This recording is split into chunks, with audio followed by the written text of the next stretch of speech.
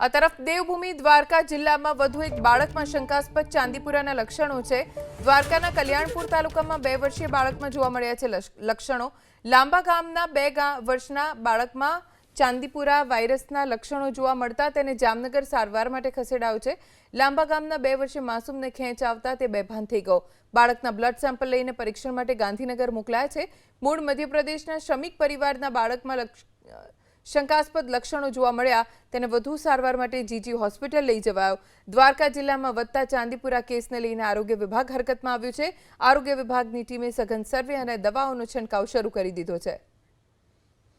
અમદાવાદની વાત કરીએ। અમદાવાદમાં ચાંદીપુરા વાયરસને લઈને આરોગ્ય વિભાગ એક્શનમાં। સોલા સિવિલ હોસ્પિટલમાં ચાંદીપુરાના શંકાસ્પદ 2 કેસ નોંધાયા।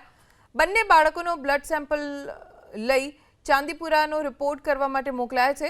બંને બાળકોનો ચાંદીપુરા રિપોર્ટ નેગેટિવ આવ્યો છે, જે રાહતના સમાચાર છે।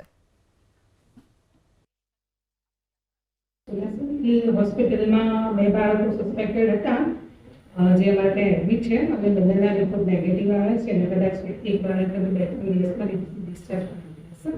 એટલે હાલની પરિસ્થિતિ આજે કોઈ ચાંદીપુરાનો કેસ આવ્યો છે। મને સિમ્ટમ્સ કેવા પ્રકારના દેખાઈ રહ્યા છે? સામાન્ય શરદી, ખાંસી, તાવ એ ટાઈપના પાછા